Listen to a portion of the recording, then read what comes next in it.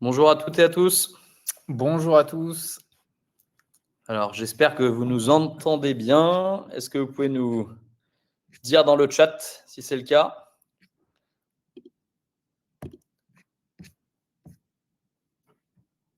Et on a l'impression que Super, oui. parfait le son. Bon, excellent. Eh bien, merci encore pour votre présence. On fait peut-être un rapide tour de présentation. Donc, moi, c'est Arthur, un des 7 cofondateurs et le dirigeant de Pennylen et passionné de facture électronique à mes heures perdues. Et du coup, Antoine, passionné de facture électronique plus largement qu'à mes heures perdues, puisque je suis le directeur de la facturation électronique chez Pennylen. Et c'est un plaisir de vous avoir tous pour ce live. Donc, on est ensemble pour une petite heure, 45 minutes, 1 heure. Voilà. N'hésitez pas à poser des questions. Nos équipes pourront essayer de vous répondre dans le chat. Nous, on ne pourra pas les prendre individuellement parce qu'on est trop nombreux. On est, je crois, à peu près 1600 inscrits sur le webinaire d'aujourd'hui. Donc, ça ferait un peu trop de volume. Ce qu'on vous propose pour ça, hein, c'est, on en reparlera à la fin, mais on refait une session questions-réponses tous les deux lundi soir. Et donc, à la fin de ce webinaire-là, on vous donne le lien pour une séance d'échange lundi soir. Hop, on est parti. Donc, je vais moi présenter très rapidement, très brièvement Pennylen et surtout notre vision de la réforme de la facture électronique afin que vous ayez bien tous les éléments à avoir en compte en tant que cabinet d'expertise comptable. Et ensuite, Antoine rentrera vraiment dans le concret avec des démos vraiment dans le produit de tout ce qui est déjà prêt pour que vous puissiez soit prendre des actions, soit aussi savoir quoi montrer à vos clients, pouvoir vous anticiper, etc. Je vais faire très vite. Aujourd'hui, un peu plus de 6000 cabinets qui utilisent Pennylen. On a 700 000 dossiers traités sur la solution. Je pense que ce point-là, il est très important. Le troisième, 350. Alors, je crois que d'ailleurs, on est à plus de 400 maintenant. Connecteurs avec les outils métiers. Extrêmement important à l'heure de la facture électronique, puisque c'est les connecteurs avec ces outils métiers qui vont vous permettre de vous assurer une synchronisation des statuts de paiement, du lettrage, que ce soit pour le e-invoicing ou le e-reporting. Donc, le fait qu'on ait plein de connecteurs déjà en place va nous permettre de vous sauver du temps et des gouttes de sueur au moment de l'entrée en vigueur de la réforme.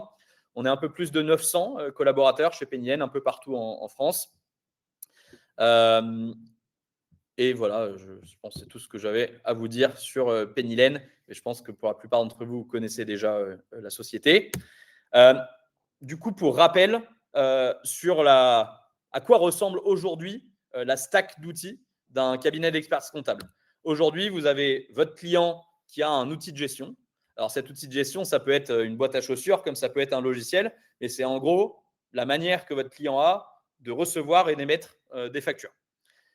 Vous avez normalement travaillé dur pour dire autant que possible à vos clients, s'il te plaît, transmets-moi toutes ces factures par quelque chose d'assez processé.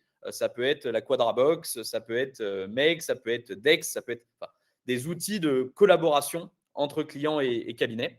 Et vous, ensuite, vous traitez les flux, alors à la fois les flux factures que vous récupérez comme ça, et puis les flux bancaires qui remontent directement souvent dans votre logiciel comptable en EBIX. Vous allez traiter ces flux-là, que ce soit de la saisie, du lettrage et autres.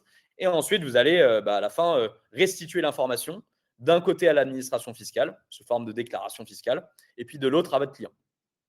La facturation électronique, elle vient rajouter une flèche sur ce schéma. Et c'est important de comprendre, c'est que cette flèche, il n'y a pas de choix, c'est une flèche qui part de l'outil de votre client, non pas de votre outil comptable, mais de l'outil du client, directement à Bercy. Donc, de même que vous et moi, on a un opérateur mobile Free, Bouygues, SFR pour émettre et recevoir des factures, pour émettre et recevoir des appels et des SMS, demain, l'intégralité de vos clients devra disposer d'un opérateur pour émettre et recevoir des factures. Et dès le 1er septembre 2026, tous vos clients devront avoir un opérateur pour recevoir leurs factures d'achat. Donc, cette flèche-là, d'après moi, elle vient changer, c'est juste une flèche, mais elle vient changer quand même pas mal de choses. Première chose, c'est que vous aviez, comme je le disais, travaillé dur pour faire que vos clients ils vous transmettent de façon processée et harmonisée leur flux, notamment les factures d'achat. Si demain, chacun de vos clients va prendre une PA tierce sur le marché, il n'y a aucune garantie que ces factures d'achat continuent de tomber dans votre outil de production comptable. Autant sur le flux bancaire, l'EBIX est une sorte de porte de sortie, porte dérobée qui garantit à l'expert comptable l'accès au flux bancaire de son client. Il n'y a pas d'équivalent d'EBIX pour les factures dans le schéma de flux de la réforme de la facture électronique en France. Et donc, concrètement, l'expert comptable a tout intérêt à essayer d'embarquer son client dans son écosystème pour s'assurer que son client va utiliser un outil qui est bien connecté avec son outil de production comptable. Okay. Ça, c'est le premier point à avoir en tête. Le problème, on y vient, c'est que de même que vous n'avez pas envie que chacun de vos clients aille prendre une PA tierce, et notamment beaucoup des acteurs de la plateforme agréée sont des banques. Les banques, elles ont peur que leurs clients, s'ils prennent une plateforme agréée qui n'est pas celle fournie par la banque, demain que le client ne fasse plus ses paiements depuis sa banque. Pourquoi ? Puisque votre client, il devra transmettre des factures à Bercy depuis son outil de gestion, mais aussi les statuts de paiement des factures. Et donc, la banque, elle se dit, demain, le client, il sera feignant, il ne voudra pas aller faire d'un côté un virement dans son extranet de Crédit Agricole, puis aller dans sa PA fournie par son cabinet, dire facture payée, pas payée. Et du coup, les banques sont assez agressivement en train de pousser leur propre plateforme agréée. Vous avez notamment BPCE qui a racheté iPadDat, qui a annoncé depuis une semaine qu'il donne la plateforme agréée gratuitement, qui donne iPadDat gratuitement aux clients. Vous voyez bien que tout l'enjeu, ce n'est pas de gagner 10 euros ou 20 euros sur cet outil de gestion pour les banques, c'est vraiment de préserver leur flux de paiement. Et donc, le schéma de flux de la réforme en France fait que vous allez avoir, de fait, qu'on le veuille ou non, une bataille entre les banques et les experts comptables. Aucun veut aller attaquer l'autre, mais chacun est plutôt en défensif, la banque de ses flux et vous de votre productivité. Le deuxième enjeu, qui je pense est moins connu, c'est que aujourd'hui, un cabinet avait le monopole du déclaratif. Il y a uniquement vous qui envoyez de l'info à Bercy depuis votre TVA, depuis votre logiciel de prod. Demain, votre client va envoyer en flux continu des factures et des statuts de paiement à Bercy. Du coup, qu'est-ce qui devient du jour au lendemain ultra clé ? C'est que vous et votre client, vous racontiez la même histoire à Bercy. Sinon, contrôle, ou alors il va falloir cadrer en fin de mois pour comprendre pourquoi ce que vous avez en lettrage qui va remplir la TVA ne cadre pas avec ce que votre client a raconté. Et à mon avis, celui qui va payer ce coût du cadrage, c'est vous. Ce n'est pas votre client. Et du coup, ça devient super clé que vraiment tout soit synchronisé. Comment on fait ça ? Et c'est là que la proposition de valeur de Pennylen est particulièrement différenciante. C'est que nous, on vous garantit que votre outil de production comptable reste la source de vérité absolue dans cette chaîne. En gros, tout lettrage, délettrage, lettrage partiel que vous viendrez faire dans votre outil de prod, on sait venir le faire remonter dans l'outil de gestion et via l'outil de gestion à Bercy. Concrètement, c'est la proposition de valeur initiale de Pennylen de dire on sait traduire de la gestion en compta, de la compta en gestion. Et là, ça prend tout son sens. Aujourd'hui, si vous prenez des outils collaboratifs du marché, je prends toujours comme exemple, et j'ai rien contre eux, c'est des copains, mais un MEG et un ACD. MEG, on sait redescendre des écritures d'achat, journaux vente de MEG dans ACD. En revanche, si vous faites le test, allez délettrer derrière des écritures dans ACD, ça ne va pas mettre à jour le statut de paiement dans MEG, à ma connaissance. Et donc, vous avez un risque dans ces outils qui ne sont pas parfaitement connectés. Et à mon avis, le seul moyen d'être parfaitement connecté, c'est d'avoir nativement pensé l'outil client et l'outil compta. À ma connaissance, encore une fois, ça n'engage que moi. Aujourd'hui, il y a uniquement Time et Pennylen qui sont les deux outils qui ont vraiment pensé client-cabinet depuis le tout premier jour. Tous les autres viennent racheter des briques et vont tenter tant bien que mal de connecter ces briques, mais c'est très compliqué, surtout le chemin retour compta versus. Je m'arrête là-dessus. Peut-être vous parler rapidement du coup de l'annuaire.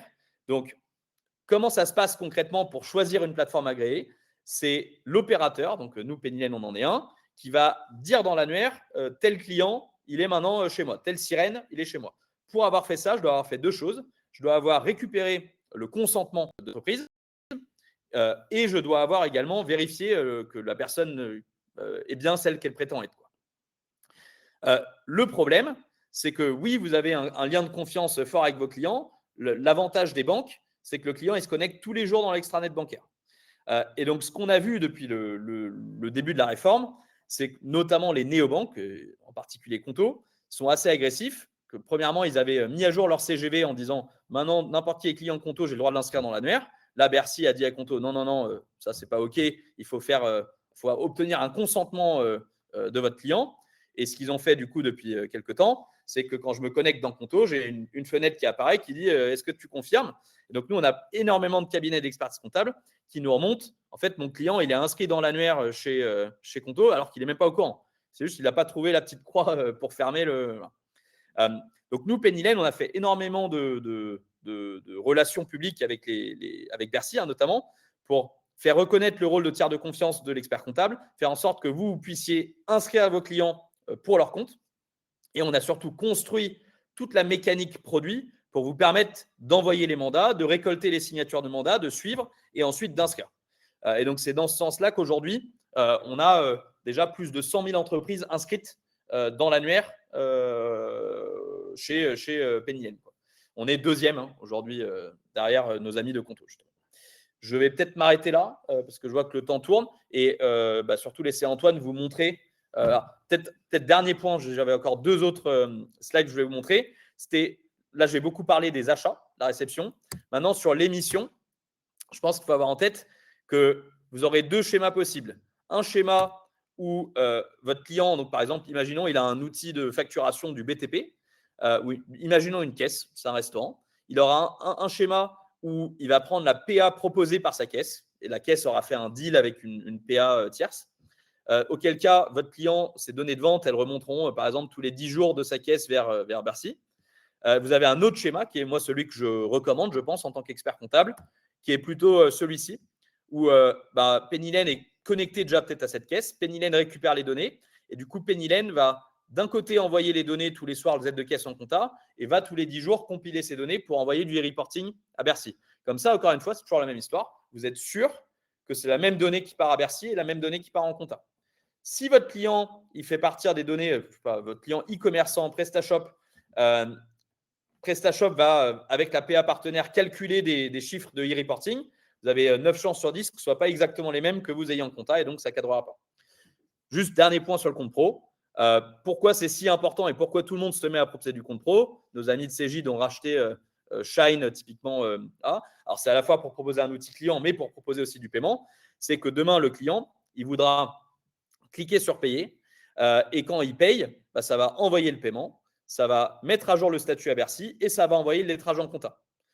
Et donc, c'est pour ça que tous les éditeurs, on était les premiers, mais tous les éditeurs vont progressivement aller à intégrer du paiement, du compte pro dans l'outil de gestion. Je pense que c'est important que vous l'ayez en tête. Et alors, au passage, il y a en plus des sous à se faire un peu sur ces flux compte pro. Voilà. Et qu'on vous repartage, nous, avec les cabinets.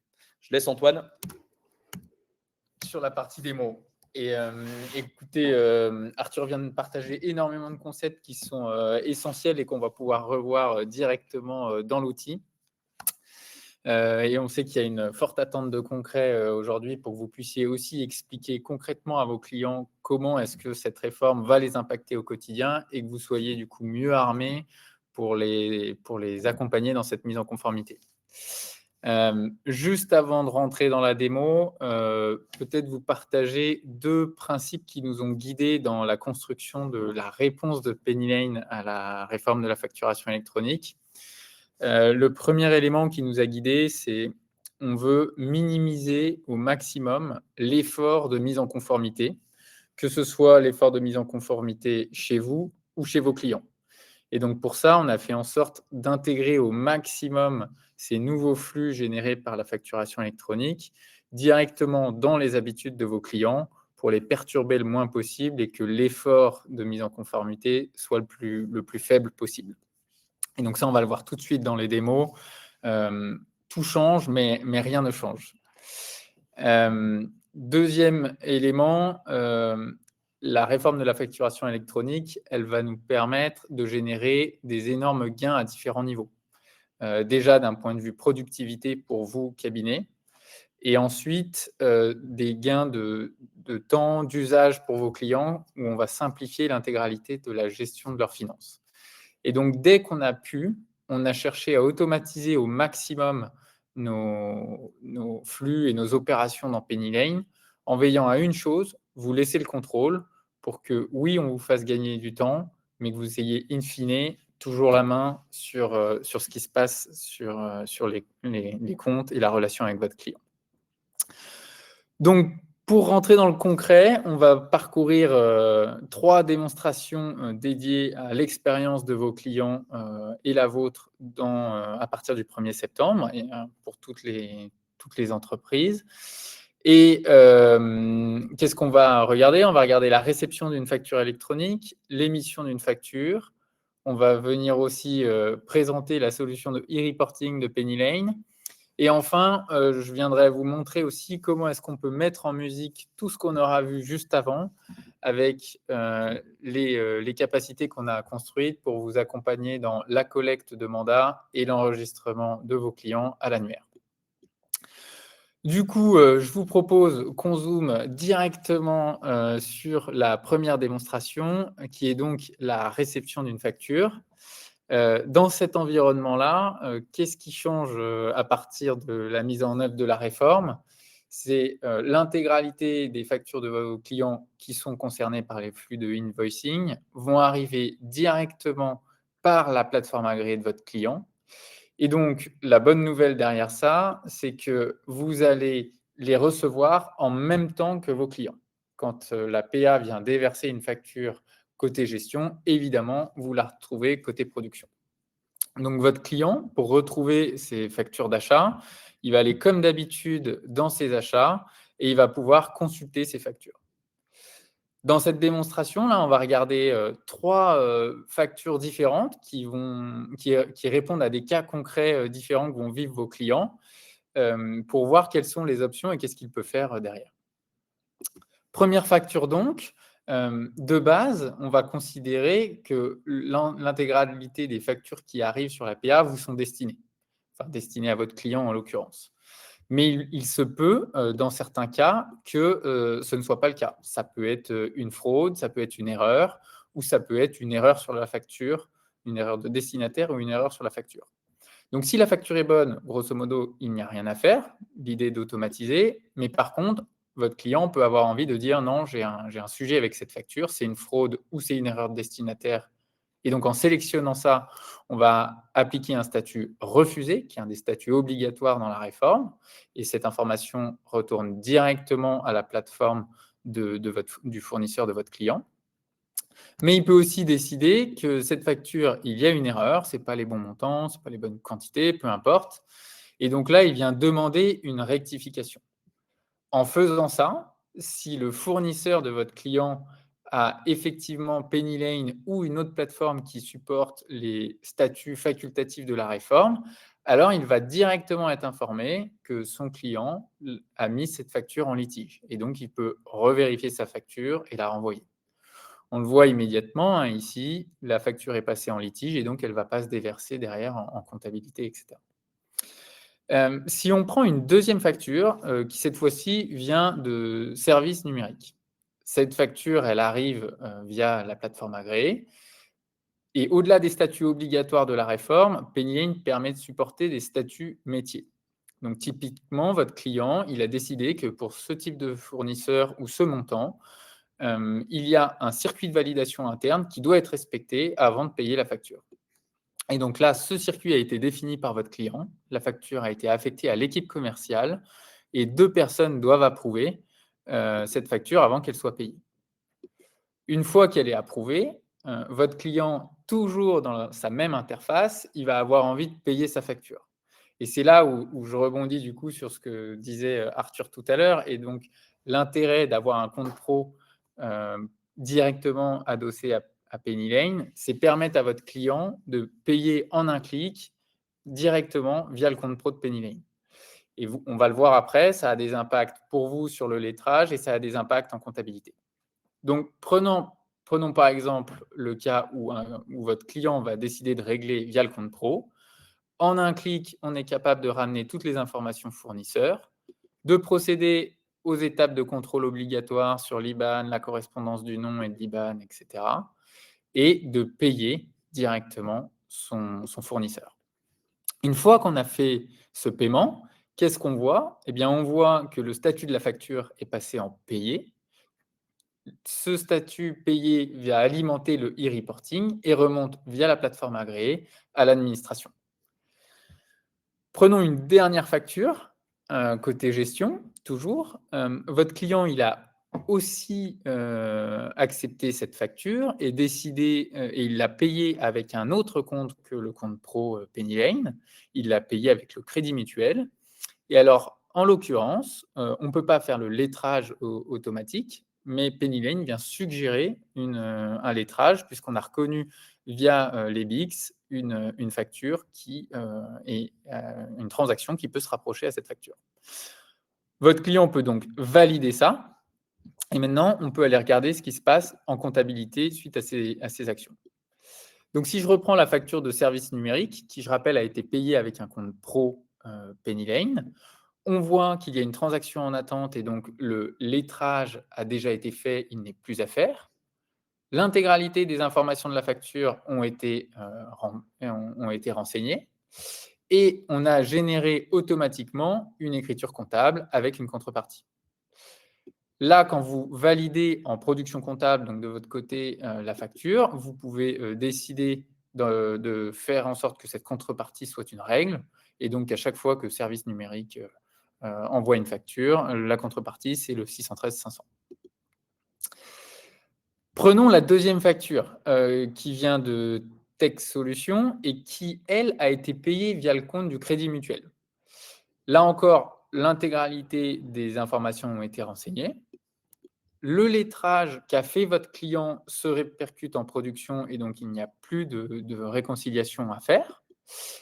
Et ce lettrage, il a permis quoi? Il a permis de générer tout le schéma d'écriture comptable. Et donc, qu'est-ce qu'on observe? On observe que le compte de TVA en attente a été soldé par le compte de TVA déductible. Ce compte de TVA déductible, il vient alimenter votre CA3 et donc remonter un flux d'informations classique que vous avez l'habitude de faire sur les informations de TVA à l'État. Et ce lettrage, il a permis de remonter via l'APA et donc la mise à jour du statut de paiement de la facture, la même information à l'administration par l'autre canal dont parlait Arthur tout à l'heure, par l'APA. Et donc, puisque tout est connecté, vous avez en gestion et en comptabilité deux flux d'informations qui remontent à l'administration, qui sont basés sur la même source de données, et c'est là où vous avez un alignement parfait des informations qui remontent à l'administration. On va regarder une dernière facture. En l'occurrence, cette facture-là du fournisseur Bernard Matériaux n'a pas été réconciliée par votre client. Vous pouvez la réconcilier vous-même et ça génère automatiquement l'ensemble des écritures comptables. Donc, encore une fois, on va venir solder le compte de TVA déductible en attente par un compte de TVA déductible. Cette TVA déductible alimente votre CA3 et le lettrage que vous venez de faire permet de changer le statut de la facture dans la plateforme agréée en gestion en disant cette facture est payée et donc on reporte le bon statut de la facture qui est aligné avec votre CA3. De votre côté aussi, en validant, vous pouvez évidemment déterminer que la contrepartie que vous venez de sélectionner ou qui a été suggérée d'ailleurs est une règle et le tour est joué. Si on retourne une dernière fois en gestion, qu'est-ce qui s'est passé quand on vient de faire ce lettrage à la place de notre client? Mais on voit que cette facture Matériaux Bernard a effectivement été rapprochée et donc ça a permis la mise à jour du statut et donc la bonne remontée de l'information. Donc, je reviens 2 secondes sur ce que je viens de raconter là et ce qui fait écho à ce que disait Arthur tout à l'heure. Ce qui se passe en gestion vient évidemment impacter la production et permet donc un alignement des données. Mais surtout, ce que vous faites en comptabilité vient aussi se répercuter en gestion et c'est bien ce sujet qui est différenciant et qui permet d'aligner les informations qui remontent entre la PA de Penny Lane et la CA3 que vous faites. J'espère que vous avez suivi jusque-là. Ce que je vous propose maintenant, c'est de passer aux factures de vente. Normalement, je partage bien mon écran, mais j'imagine que je vais être prévenu si jamais vous ne le voyez pas et je ne vois pas vos commentaires. Donc là, facture de vente de vos clients. Le premier sujet pour se mettre en conformité pour vos clients qui n'ont pas de besoin de facturation ou d'habitude de facturation très poussée, c'est s'il se pose la question, pour être conforme et être capable d'émettre un facture X ou n'importe quel statut qui est prévu par la réforme et le transférer à leurs clients via une plateforme agréée, ils peuvent évidemment se baser sur l'éditeur de facture de PennyLane. Regardons comment est-ce que ça fonctionne. Votre client est capable de choisir un client de sa base client ou d'en créer un nouveau. S'il en crée un nouveau, la bonne nouvelle, c'est que étant connecté à une base API Sirène, on vient venir récupérer et charger l'ensemble des informations nécessaires à l'établissement d'un facture X. Et derrière, via son catalogue de produits, il peut très simplement remplir sa facture et la finaliser. En la finalisant, qu'est-ce qu'il fait? Il vient simplement générer un facture X. Et ce facture X, il va décider ensuite de l'envoyer à son client. En cliquant sur « Envoyer », ça n'envoie plus un mail comme avant. On passe bien par les PA et ça va arriver directement et instantanément dans la PA de son client. Il pourra du coup suivre l'intégralité des statuts. Je fais un tout petit aparté. Si votre client utilise une solution compatible tierce pour facturer, à partir du moment où cette solution compatible tierce utilise la PA de PennyLane, et c'est du coup le sens des 400 connecteurs, et c'est une liste qui évolue chaque mois, puisque c'est bien notre stratégie de se connecter avec le plus de solutions compatibles possible. Dès lors que vos clients utilisent donc une solution de facturation qui est connectée à la plateforme agréée de PennyLane, alors l'ensemble du flux que je viens de vous montrer et qu'on va continuer de regarder reste valable, et ça vous permet donc de bien capturer les flux de facturation et d'en automatiser la comptabilité, le lettrage et tout ce qu'on va voir juste maintenant. Donc là, votre client a envoyé sa facture et il vient d'être payé par son propre client. Quand il va faire son rapprochement, donc là, on a une suggestion de rapprochement puisqu'on a eu un encaissement de cette facture sur le compte du crédit mutuel. En confirmant ce paiement, qu'est-ce qu'on vient faire? On vient mettre à jour le statut de la facture. Et donc, côté gestion qui remonte à la plateforme agréée, on a la mise à jour du statut. Et donc, cette facture devient encaissée grâce à l'action de votre client sur le rapprochement. Et si on retourne en comptabilité pour voir quels ont été les impacts de ce rapprochement fait par votre client, on se rend compte qu'évidemment, l'intégralité de la facture a été saisie. Et là, c'est normal puisqu'on parle d'une facture X et donc d'informations qui sont particulièrement structurées et qui peuvent être lues facilement et sans erreur par les machines. C'est bien le but. La réconciliation a été faite, puisque votre client en gestion a fait sa réconciliation, ça se répercute en compta. Cette réconciliation permet donc la génération des écritures comptables. Et donc là, vous avez le compte de TVA collecté en attente qui a été soldé par le compte de TVA collecté. Ce compte de TVA collecté vient alimenter votre CA3.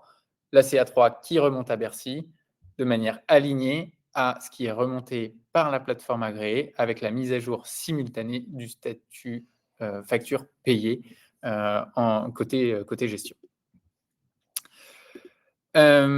Si on passe du coup à le dernier élément qu'on voulait vous montrer sur la partie facturation électronique, on va aborder maintenant le e-reporting. Et le e-reporting, on sait qu'il génère pas mal de questions encore sur le marché. Donc, je vais tenter d'y répondre de manière assez simple. Déjà, juste un petit rappel, qu'est-ce que le e-reporting? Donc, la réforme de la facturation électronique, elle vient obliger une déclaration additionnelle sur 3 types de flux. Les achats B2B internationaux, les ventes B2B internationales et les ventes B2C domestiques. Si je simplifie, c'est grosso modo les flux qui ne sont pas concernés par le e-invoicing que l'on vient de voir juste avant, donc la facturation B2B domestique. La réforme, qu'est-ce qu'elle apporte comme nouvelle obligation de déclaration? C'est que pour une TVA régime normal, donc avec une CA3 mensualisée, vous avez une obligation de déclaration de ces 3 flux que je viens de mentionner, à la décade. Donc là, on a un gros changement de paradigme. On passe d'une déclaration de CA3 mensuelle à 4 déclarations par mois. Donc toujours cette CA3, plus 3 déclarations de e-reporting. Quelle a été notre philosophie pour le e-reporting? Notre conviction, c'est qu'avec l'ensemble des informations dont on dispose en gestion et en comptabilité, on est capable d'automatiser l'intégralité de la déclaration de e-reporting. Et si on arrive à automatiser 2 choses, la construction de ce e-reporting et sa transmission automatique à l'administration, alors on vous donne une capacité qui est la suivante, celle de prendre à votre charge, si vous le souhaitez, donc pour les cabinets qui le souhaitent, la déclaration du e-reporting. Ça permet quoi? Ça permet, pour ceux qui le veulent, de s'assurer de l'alignement complet entre toutes les déclarations fiscales qui sont faites par vos clients et ce, de manière entièrement automatisée. Maintenant, on va du coup regarder un petit peu ce module e-reporting dans Penny Lane. Là, vous l'avez vu, on n'est pas sur une déclaration à la décade, puisqu'en fait, on est sur un exemple où c'est un client qui a une déclaration de TVA trimestrielle, et donc il a une obligation de déclaration de e-reporting mensuel. Et donc, vous avez les différents e-reporting à venir passer qui se présentent ici dans le module de e-reporting. Si on en ouvre un spécifiquement, donc le prochain qui va être à envoyer, il vient agréger 4 types de données, des données de facture et les statuts de paiement associés, et des données de transaction B2C, donc là on parle de données de caisse en fait, et les données de paiement associées. Si on prend les données de facture et les données de paiement, grosso modo, c'est exactement le même mécanisme qu'aujourd'hui. Quand votre client il va facturer un client à l'étranger ou qu'il va acheter à l'étranger avec un fournisseur étranger, ça ne va pas passer par une plateforme agréée puisque c'est hors champ de la réforme et donc les plateformes agréées ne peuvent pas supporter ces flux-là. Dans ces conditions-là, vous récupérez et vos clients, via les processus que vous avez mis en place, vous donnent ces factures comme vous aviez l'habitude d'avoir. Donc, il n'y a pas de changement à ce niveau-là. Les informations de paiement peuvent être récupérées via les informations qu'on récupère en gestion, donc typiquement les informations de la facture, mais aussi les rapprochements bancaires, qu'ils aient été faits en gestion ou en comptabilité. Si on regarde la partie caisse et donc les transactions B2C, le troisième onglet de ce e-reporting, là, il y a 2 grandes approches pour tous vos clients qui ont des caisses. Soit vous avez une caisse votre client a une caisse qui est connectée à Penny Lane, et c'est clairement notre recommandation et nos investissements forts en ce moment pour se connecter au plus de caisses possibles, et on en a une 50aine connectées aujourd'hui. Donc, si votre client utilise une caisse qui est connectée à Penny Lane, alors qu'est-ce qui se passe concrètement? À chaque fin de journée, quand votre client vient valider son Z de caisse, ce Z de caisse remonte automatiquement dans Penny Lane, ça génère une opération diverse en comptabilité, et cette opération diverse vient alimenter le e-reporting. Pour vous, c'est entièrement transparent, il n'y a rien à faire de plus que ce que vous faisiez avant. Deuxième option, si votre client utilise une caisse qui n'est pas connectée, et on sait qu'on en aura aussi beaucoup le temps que les soubresauts de cette réforme permettent à vos clients de s'équiper des bons logiciels, alors vos clients ont la capacité de saisir leurs aides de caisse directement depuis leur espace de gestion dans la plateforme agréée. Et donc, en saisissant leurs aides de caisse, ça vient automatiquement alimenter le e-reporting.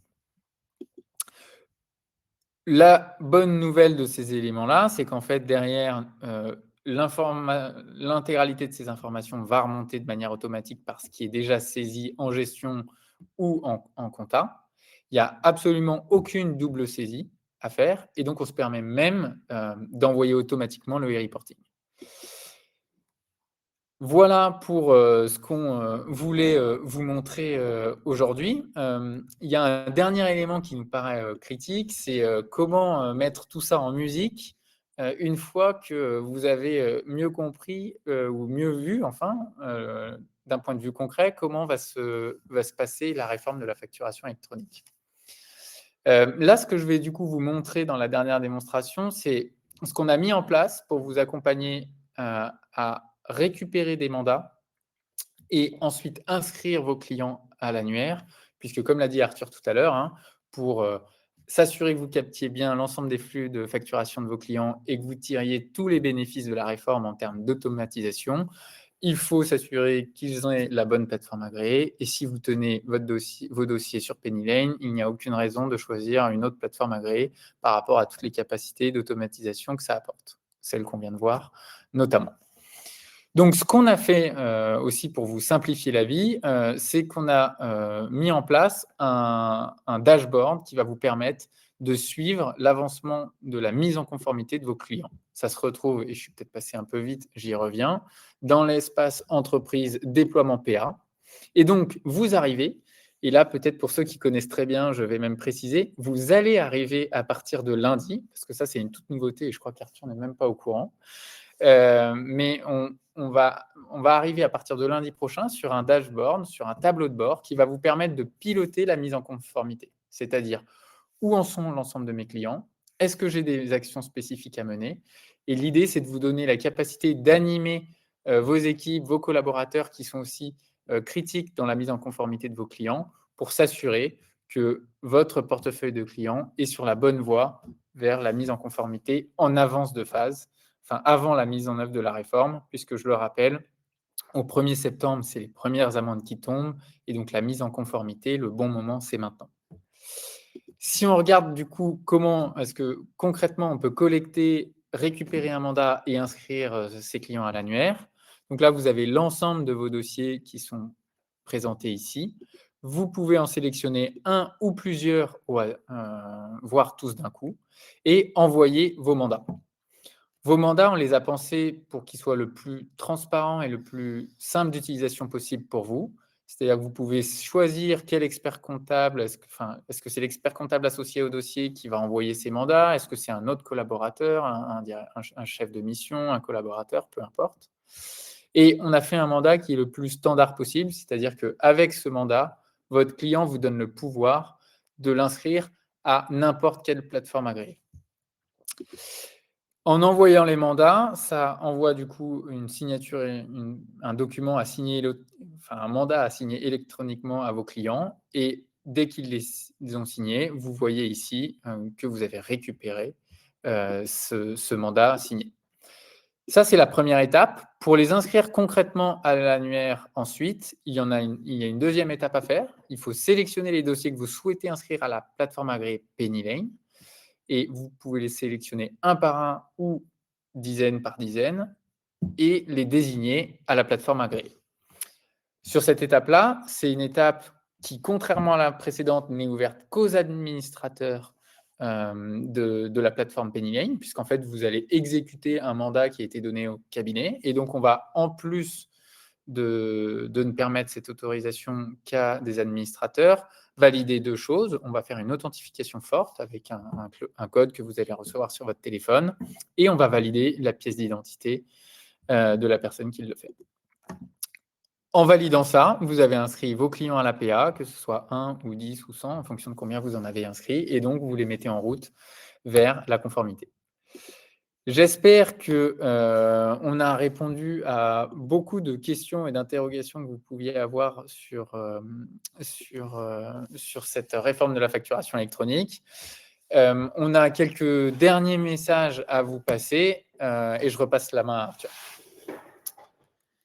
Merci beaucoup Antoine pour toutes ces démos. Je pense juste un point que je voulais rajouter, c'est que tout ce qu'on vous a montré, à chaque fois, c'est disponible sur desktop, sur mobile. Et ça va être super important hein, parce que je pense que la plupart de vos petits clients, ils ne voudront pas prendre toutes ces actions sur leur ordinateur. Ils voudront faire ça plutôt en déplacement, dire je valide, je paye, etc. Donc ça, c'est un autre point quand même. L'app mobile, elle est aujourd'hui, on est dans le top 100 des applis finance, je crois. Ce qu'on vous recommande comme action, hein, très concrètement, si vous ne l'avez pas encore fait, envoyez vos mandats hein, à vos clients. Pilotez votre avancement via le fameux dashboard de déploiement. Vous pouvez voir qui a signé, qui est inscrit, qui s'est inscrit ailleurs, etc. On a des modèles de communication, que ce soit pour informer vos clients, que ce soit sur les offres que vous pouvez proposer. Voilà. ça, c'est, je dirais, le pratico-pratique, le quotidien. Et ensuite, c'est anticiper l'impact que tout ça va avoir sur le business model du cabinet de demain, les nouvelles missions, etc. Donc là, je pense que c'est important de bien segmenter ses clients. C'est important de définir votre stratégie, vers quel type de nouvelles missions ou nouvelles offres vous souhaitez aller. Ma conviction à titre personnel, c'est que sur la TPE, le plus gros gisement pour un cabinet, c'est celui de la gestion administrative déléguée. Donc moi, je suis assez convaincu que la plupart des entreprises, elles faisaient elles-mêmes la gestion, donc payer, se faire payer, relancer, etc. Parce qu'elles disaient, si c'est mon cabinet qui le fait, je n'aurai pas la donnée fraîche, ce sera compliqué d'avoir la main sur la donnée. Demain, avec les factures qui tombent toutes seules dans la boîte, je pense que beaucoup de petites entreprises vont être très demandeuses de vous réexternaliser cette partie gestion administrative. Je vois de plus en plus de cabinets qui proposent de l'office management externalisé, du RAF externalisé, etc. Je pense qu'il va y avoir vraiment toute la partie contrôle de gestion également, avec toutes les… Alors, je ne crois pas qu'on en ait parlé là, mais d'ici le début d'année prochaine, vous allez avoir bien à disposition toutes les données des lignes de produits, quantité, notamment sur les factures d'achat, pour pouvoir rentrer dans du reporting beaucoup plus précis et du vrai contrôle de gestion pour aider vos clients, notamment à faire du benchmark, du cost killing ou ce genre de choses. Et je pense qu'il va y avoir quand même tous ces services financiers, le compte pro, le paiement, le terminal de paiement, qui vont être également intéressants. Donc ça, c'est sur la TPE. Sur la TPE, je pense que c'est vraiment pertinent de proposer à vos clients de packager une offre déjà de mise en place de la réforme de la facture électronique. Le chiffre que j'entends le plus souvent de la part des cabinets, c'est autour de 250 € de mise en place. Ça va consister à faire l'audit, à faire l'inscription pour votre client. Et puis, vous allez avoir sûrement aussi, par exemple, d'aider votre client à nettoyer ses fiches tiers. On n'a pas beaucoup parlé là de la fraude, mais vous allez avoir tout un tas de clients qui vont recevoir du jour au lendemain plein de factures d'achat qui peut-être seront frauduleuses. Ce sera important d'avoir mis en place les bons circuits d'approbation, mais aussi d'avoir bien renseigné ses IBAN et numéros de TVA dans ses fiches fournisseurs pour ne pas passer à côté des alertes fournisseurs nouveaux ou suspects ou ce genre de choses. Pareil, mise en conformité des fiches clients pour que quand votre client va éditer une facture, ce soit bien en conformité avec les attentes de la réforme. Donc, je pense très important de réfléchir à votre offre client mise en place et bien sûr l'offre client dans le run derrière. Je pense que n'importe quel cabinet doit se dire que si dans 4-5 ans, il envoie encore une facture à son client où l'objet de facturation mensuelle, c'est TVA mensuel, ça, c'est chaud, quoi. Donc, vous avez, je pense, quelques années pour vraiment montrer à vos clients que le temps que vous aurez économisé sur la déclaration de TVA, et ce ne sera jamais 100%, enfin, il y aura toujours des cas particuliers comme notre déclaration d'hier, hein, mais le moment où Bercy va dire maintenant, je remplis automatiquement la TVA, à ce moment-là, il faut vraiment que vous soyez en capacité de montrer à vos clients que vous faites bien plus que vérifier une déclaration de TVA, que vous les accompagnez proactivement, que vous les conseillez, que grâce à la donnée que vous récupérez tous les jours, vous êtes capable de les alerter et de regarder peut-être plutôt devant que uniquement dans les rétro. Et tout ça, je vous invite à aller dans la Pennylen Academy. On investit beaucoup, notamment mon associé expert comptable Alexandre, pour construire ces cours cabinet de demain, qui sont vraiment du matériel pédagogique pour vous aider à construire votre offre de demain et faire que vous restiez vraiment au centre de la relation et que vous restiez les médecins de famille que vous êtes de vos clients. Donc, n'hésitez pas à aller consulter toutes ces formations, tous ces cours dans la Pennylen Academy avant de tomber dans la période fiscale qui, on le sait, accaparera votre temps. Prenez le temps d'anticiper pour être prêt. Merci Antoine. Super, merci à tous. J'ai vu qu'il y avait beaucoup de questions et je vais être honnête, je n'ai pas pu en lire une. Ce qu'on vous propose pour ceux qui le peuvent, avec Arthur, 2 fois par mois, le lundi soir à 17h, on anime des sessions questions-réponses. Et donc là, en fait, il n'y a aucun contenu préparé en amont. C'est plutôt vous qui venez avec vos questions et on y répond en direct sous le même format. Donc, Je vous invite à vous inscrire directement en flashant ce QR code ou vous allez recevoir de toute façon un mail juste après notre échange ici dans lequel vous pourrez vous inscrire directement. On en est, je crois, au 21e épisode, un truc du genre. Ça fait un bout de temps qu'on… Exactement, je n'ai pas le chiffre exact, mais du coup, le prochain, c'est lundi soir et on prendra l'ensemble des questions que vous avez pu poser. Je vois qu'il y en a 218, donc on ne va pas s'ennuyer lundi soir. Et donc, on vous donne rendez-vous pour un échange plus informel, plus simple dès lundi. Merci à tous et très bonne journée.